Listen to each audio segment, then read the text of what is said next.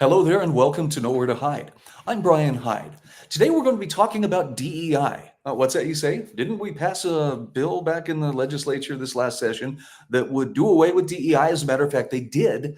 But as you're about to see, DEI is hanging on and has a little help from its friends in higher places. I'll explain coming up. All reporters are biased, the Idaho Press Club are biased, all media, newspaper, radio. To be completely blunt here, Brian, and there are plans to expand indoctrination. That's right. Well, Idahoans are also concerned. Horror shot. That line would be moving a little bit farther west. I'm like crying. Nobody wants to see Dark money is influencing policy. Once again, welcome to Nowhere to Hide. You know, when it comes to DEI, diversity, inclusivity, and equity. There we go. Sorry, out of order. Anyway, it's not something I like to use a lot on a day-to-day basis because I think it's an acronym for something that's very misleading. To sum it up simply, DEI is one of the gateways into critical theory, which is a Marxist theory that basically frames all of human existence in terms of the oppressed versus the oppressors. I mean, if you've read anything about or by Marx, you understand that's the classic dialectic of Marxism. Is it's always the oppressors versus the oppressed, and classes rise up, and it's revolutionary rhetoric, just translated into terms that sound more, how can I put this, academically palatable for our time. Nonetheless, the Idaho legislature stepped up and they took some pretty decisive action, and the governor, to his credit, signed this into law in the last legislative session. Judy Boyle posted this back on April 21st on X, saying, starting July 1st, DEI mandates in Idaho's public universities and colleges will be prohibited. But listen to how she frames this, okay? She says, we are freeing students and faculty from DEI ideological training and ending discriminatory DEI admissions and hiring. And then she shares a video there of her remarks on the House floor concerning this law, which was passed and again was signed into law by the governor. Now, she covers a lot of territory in the space of that video, but one of the things she points out is how she heard from students who, going through this educational process, and look, they're going to further their ability to go out and function in society, to, pursue professional careers, to be productive members of society. But institutions, Boise State being one of the chief ones among them here in Idaho, really seem to emphasize, well, you've got to have this much diversity, equity, and inclusivity training. And so they mandate it. And it's an ideology. And again, it's less about we're trying to prepare you for the real world and more like we're trying to indoctrinate you or trying to give you the talking points for how we want the world to operate and the terms on which we think the world should operate. The crazy thing about it is with these DEI classes, these DEI initiatives, programs, personnel who are there to make sure there's no unfairness in the world, whatsoever. These are brought in not to solve problems, but to keep people divided, to keep them separated into little groups to which an identity is assigned, whether it's on skin color or gender or sexuality or height or race or religion or whatever the case may be. This flies in the face of what good government is supposed to do, because good government is supposed to be based on, look, we're equal before the law. That whole concept of blind justice, the reason she's blind is because the law needs to be applied equally. So anything that tends to divide us up into groups and promise, but if you're part of these groups, you'll have even more protections. No, either the law protects us or it doesn't. DEI is kind of a way of training people to always think in terms of, I'm a victim and therefore I have no responsibility. Therefore, somebody else owes me, some kind of protection. Anyway, let's look at some of the analysis when this DEI bill was passed and signed into law. I believe this was Senate Bill 1198. I could be wrong. That could be House Bill. Anyway, this is from Kevin Rickert from Idaho Ed News. And he called it kind of a low-risk decision on the governor's part to sign that hot-button DEI issue. But I want you to see his reasoning here because, this wasn't an issue that had a lot of people stirred up. But check this out. Kevin says, as the legislature made a last-ditch push on an anti-DEI bill, a smattering of Idahoans pushed back. They wrote and called Governor Brad Little, urging him to veto the bill. But in relative terms, the issue barely registered a ripple. Little received only 47 phone calls and emails on Senate Bill 1198, which bans diversity, equity, and inclusion-based policies in college admissions and campus hiring, campus DEI offices, and DEI officers and diversity training.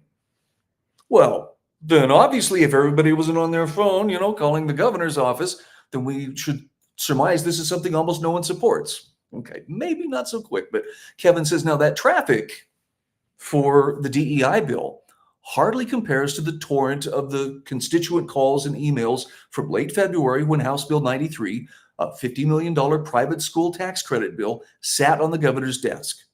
Little's office reported receiving 37,457 phone calls and emails on HB 93. Now, one thing Kevin does point out here is on both issues, the calls and emails were one-sided, overwhelmingly in opposition to these measures.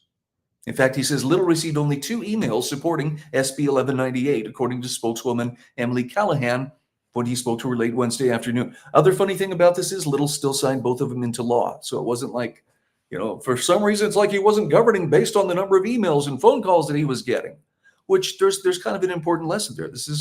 That's representative government. But notice how in this case, Idaho Ed News is kind of playing this thing down as well. It's just not that big of a deal. It's not like that many people really cared, but people do care about this, but maybe they don't have the time to turn out like, I don't know, a teachers union member might if their teachers union said, hey, we got to get everybody, send along this email, send along, call this number, take the time and do it.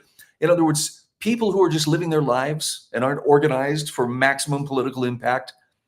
Yeah, you're right. They probably weren't organized and out there running the phone trees, but as far as people caring about teaching their children, hey, because of the color of your skin, you've been the recipient of undeserved privilege, and it's not enough that you should feel bad about yourself. Why? I think you owe people for all of this privilege you've enjoyed. This is part and parcel of the kind of reverse discrimination which comes along with this kind of twisted leftist thinking. So don't be surprised when people get a little bit bent out of shape, and then don't be surprised too when institutions of higher learning, and now we'll move on to Boise State University, tend to want to hang on to it for some reason, whatever we call it, whether we call it DEI or something else. We've got to have this because for some reason it's seen as a very important tool to what they're doing. This is from KTVB. Boise State working to navigate new Idaho law limiting DEI activities and courses. Limiting? I thought it prohibited them, but obviously they're telling us something here that these brave folks at BSU are going to find a way around it. University officials emphasize their commitment to academic freedom and free expression while implementing the new requirements. Okay, so here's how they report it. Boise State University officials are working to understand the implications of a new state law. Working to understand.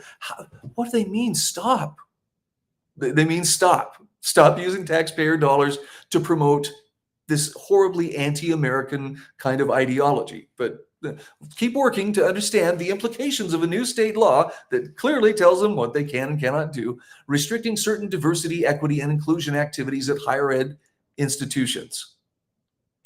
So in a letter to staff obtained by KTVB, university administrators addressed Senate Bill 1198, which was passed by the legislature and signed by the governor in early April. That law takes effect July 1st, 2025. So the Office of General Counsel and the Office of the Provost are working with the faculty representatives and other internal stakeholders, as well as the Office of the State Board of Education and other state institutions, to better understand the implications of the new law.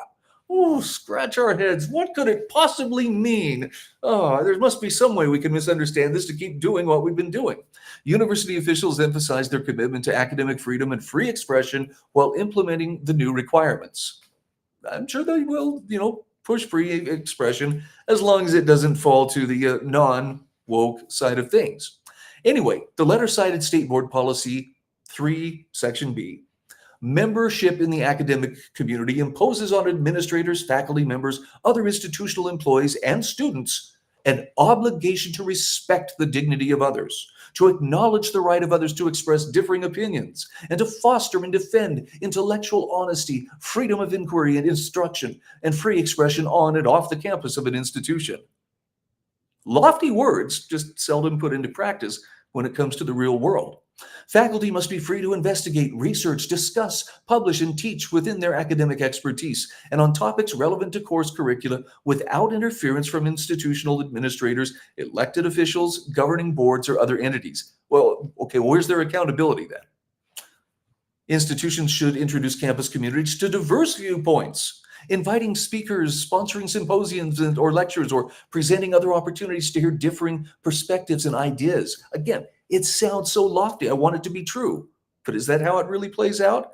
Let's look at the coffee shop they tried to hound, off the campus because apparently it was too supportive of the police. How did that work out, Boise State? Sorry, maybe it's too soon. All right, the university says it intends to interpret and implement SB 1198 with these principles or with these loopholes as in mind while complying with all applicable federal and state laws, including non-discrimination laws. While we are not able to provide legal guidance and a full analysis at this time, we are confident there are many paths forward for all university programs. Could it be more obvious? We're going to do this anyway. We'll just find a way to do it somehow legally, shielding ourselves from accountability. The university promised additional communication and guidance as analysis of the law's impact continues. As analysis of the law's impact continues. Oh, that's so noble. It's as we continue to look for ways to evade or avoid or ignore this law. Kind of like Mayor McLean is doing in Boise over the whole flag thing. Isn't that something? Our lawless institutions are showing us the way. It's good to see that they're leading by example. I'm Brian Hyde, and this is Nowhere to Hide.